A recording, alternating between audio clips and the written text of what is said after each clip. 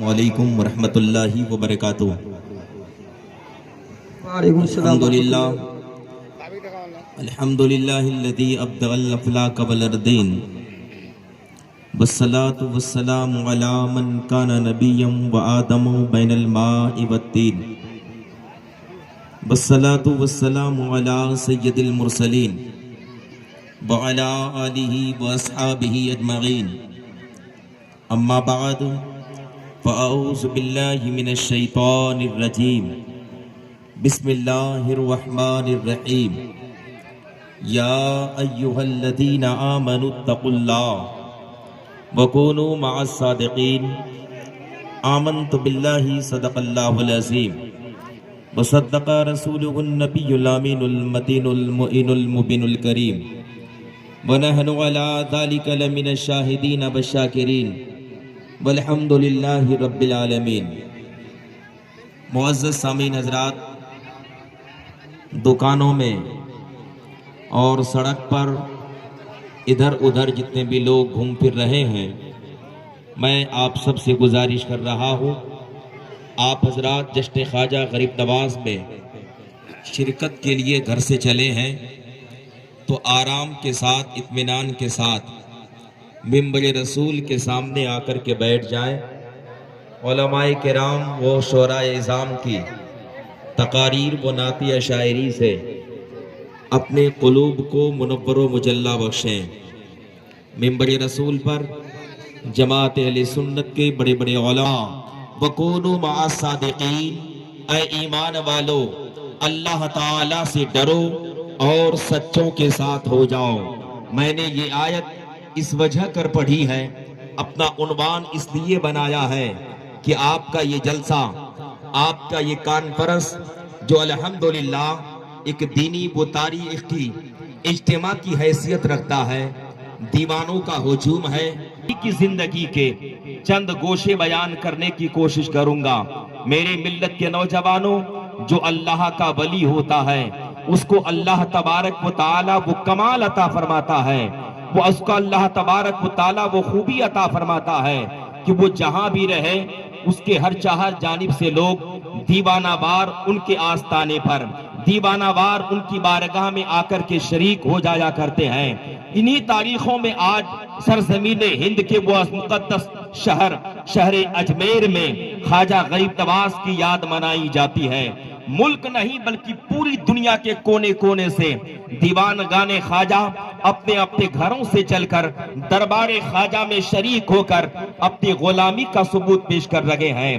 آپ کے یہاں سے حضرت حافظ قاری نوید رضا صاحب نے، حضرت حافظ قاری منتصر صاحب نے، ان کے دل میں ایک ارمان جاگا، خواجہ صاحب کی چھٹی کا موقع ہے، ایسے عالم میں اپنی وہ قوم جو خواجہ کے دربار تک رسائی نہ حاصل کر سکی، اپنے وہ لوگ جو خواجہ کی بارگاہ میں نہ جا سکے، تو چھٹی شریف کی مناسبت سے انہوں نے ایک ایسا جلسہ سجا دیا۔ خواجہ کی شان آپ یہیں پر بیٹھ کر کے سماعت کر لیں، خواجہ کی بارگاہ میں اپنا خراج یہیں سے بیٹھ کر کے آپ پیش کر دیں، اپنی غلامی کا ثبوت آپ یہیں سے دے دیں، اور اپنی طرف سے کوئی اپنا وقت دے کر کے، کوئی اپنا جیب خاص سے رقم خرچ کر کے، کوئی ذکر خدا و رسول اور نعت نبی گنگنا کر کے اپنا خراج پیش کر رہے ہیں۔ آپ بیٹھے رہیں گے، علماء کی تقاریر کو سنتے رہیں گے، آپ کا سننے کے اعتبار سے آپ اپنا خراج پیش کریں گے، علماء جو آپ کے سامنے بیان کریں گے وہ بیان کر کے اپنا خراج پیش کریں گے۔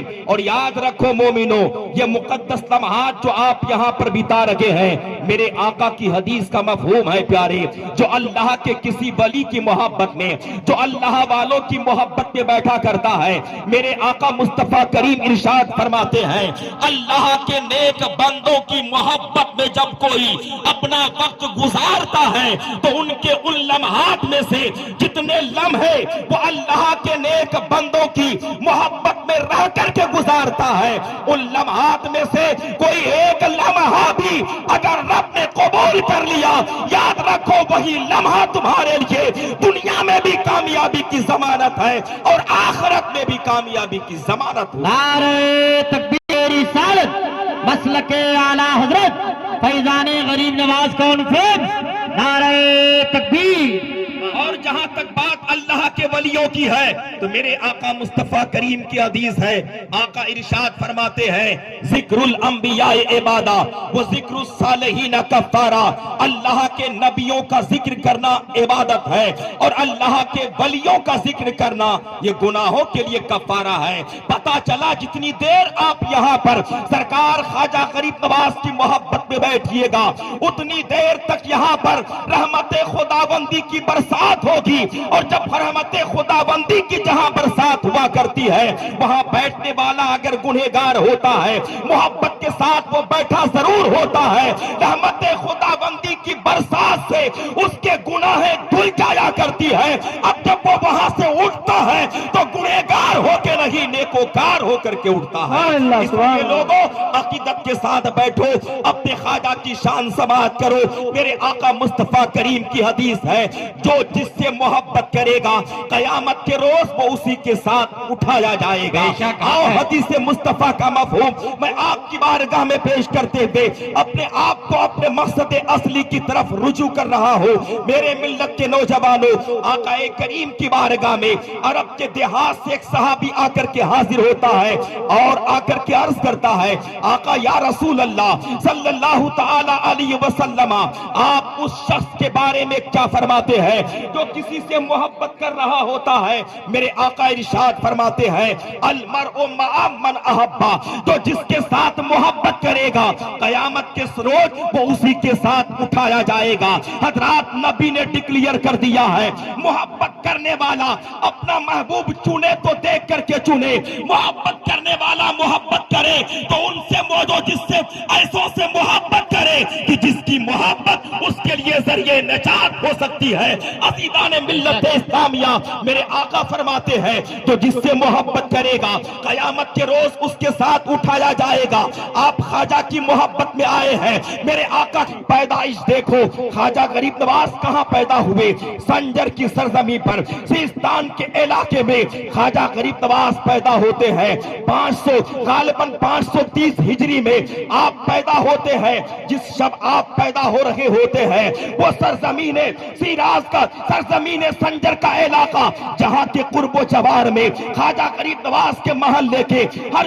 جانب جو لوگ بسے ہوئے تھے وہ ایسے ویسے لوگ بسے ہوئے نہیں تھے، بڑے بڑے عابدین رہا کرتے تھے، بڑے بڑے زاہدین رہا کرتے تھے، بڑے بڑے متقی رہا کرتے تھے۔ خواجہ غریب نواز کے بستی میں رہنے والے لوگ 5 وقتہ نمازی تو تھے ہی، اللہ نے ان کے اندر عبادت کا ایسا جذبہ کار فرما تھا کہ وہ سب کے سب تہجد گزار بھی تھے، سب کے سب نماز تہجد کو بھی بلا ناگا ادا کرتے تھے۔ تاریخ جب آتی ہے 530 ہجری کی، میرے خواجہ غریب نواز جب پیدا ہوتے ہیں اس شب کا کچھ ایسا معاملہ ہوتا ہے، رات کا جب تیسرا پہر بیتنے لگا، جب رات کا تیسرا پہر بیتتا ہے نماز تہجد کا وقت ہوتا ہے، وہ عابدین میں سے ایک عابد اپنے گھر سے اٹھتے ہیں، اپنے بسترے سے اٹھتے ہیں، نماز تہجد ادا کرنے کا جذبہ ہے، لیکن جب بیدار ہوئے تو عابد نے کیا دیکھا؟ آسمان میں سفیدی ظاہر ہو چکی ہے،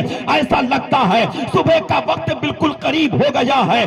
اب نماز فجر کا وقت شروع ہو چکا ہے۔ اس لیے وہ بہت افسوس کرنے لگے، بڑی عجیب بات ہے، نیند نے مجھ پر ایسا اثر کیا کہ آج ہماری نماز تہجد قضا ہو گئی ہے۔ وہ افسوس کرتے ہوئے اپنے بسترے سے اٹھا اور اپنے گھر سے باہر نکلا ہی تھا کہ ایک دوسرا عابد اپنے گھر سے اٹھتے ہیں، انہوں نے بھی دیکھا کہ آسمان میں سفیدی ظاہر ہو چکی ہے، ایسا لگتا ہے کہ صبح کی پھوٹنے والی ہے، نماز فجر کا وقت شروع ہونے والا ہے۔ وہ بھی کفے افسوس من لگے ہیں، اپنے آپ پر تانا کس رہے ہیں کہ آج تو نے اس قدر نیند کا غلبہ حاصل کیا، اس قدر نیند کا خمار تم پہ چڑھ گیا کہ تمہاری نماز تہجد قضا ہو گئی ہے۔ تیسرا عابد اپنے گھر سے اٹھتا ہے، اس کو بھی ایسا ہی احساس ہوتا ہے، وہ بھی نماز تہجد پر اپنے آپ کو افسوس کرتا ہے۔ یہاں تک کہ تاریخ میں آتا ہے خواجہ غریب نواز کے محلے کے تمام عابدین اپنے اپنے گھروں سے اٹھے، سب کو لگا کہ نماز تہجد کا وقت ختم ہو گیا ہے، اب نماز فجر کا وقت شروع ہو رہا ہے۔ ایک دوسرے سے باتیں کرتے ہوئے کہتا ہے بڑی عجیب بات ہوئی ہے، آج ہم سب پر نیند کا ایسا غلبہ طاری ہوا کہ ہم سب کی نماز تہجد फजर के लिए कितना अफसोस कर रहे हो, अपने गरीबान को झांको। अपनी नमाज ईशा के लिए कितना अफसोस कर रहे हो, अपने गरीबान को झांको। ख्वाजा के नाम जलसा सजाने का मकसद यह नहीं होता कि चंद घंटा बैठ करके उलमा की तकरीर सुन ली जाए, नात खानों की नातिया का नाम सुन लिया जाए और यही सोच करके फिर घर से निकले, घर की तरफ निकले तो फिर अपनी जिंदगी का वही हासिल रहा जो पहले से था। अगर यही मकसद है तो ये जलसे करना भी बेकार है, जलसों में जाना भी बेकार है। ख्वाजा की याद में आपने ये जश्न सजाया है तो ख्वाजा की सीरत ये बता रही है कि ख्वाजा की जिंदगी के वो लोग नमाज ताज्जुद का भी एहतमाम कर रहे थे। कम से कम हम और आप नमाज पंजगाना का तो एहतमाम कर ले, पंजगाना का तो आदि बन जाए। बारकाए फजरा वो चौराहे पे खड़े होकर के मिल लगे हैं, ये सारे लोग वहां पर पहुंचे। सैयद गयासुद्दीन ने पूछा, ए मेरे साथियों कहां जा रहे हो, ए मेरे रफीको कहां जा रहे हो, ए मेरे जाहिदो कहां जा रहे हो। सबों ने कहा, गयासुद्दीन क्या आपको पता नहीं चल रहा है, आसमान में सफेदी जाहिर हो चुकी है, हम सबकी नमाज तहज्जुद कज़ा हो गई है, हम लोग नमाज फजर अदा करने के लिए मस्जिद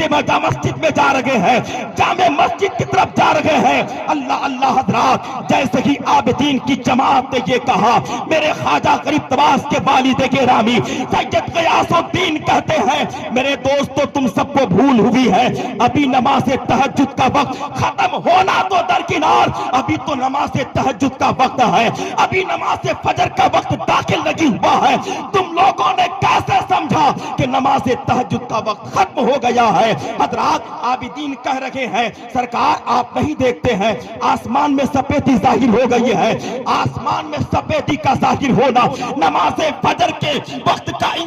इब्तिदा होने की दलील है। पुराने जमाने में घड़ियां नहीं होती थी, उस जमाने के लोग गर्दिश सितारों को देख, सितारों की गर्दिश को देख करके वक्त को मालूम किया करते थे, आसमान के सफेदी को देख करके वक्त को मालूम कर लिया करते थे। जब आबिदीन ने ये कहा, अब ऐसे मोड़ में आने के बाद जब आबिदीन की बातों को सैयद गयासुद्दीन ने सुना, हजरत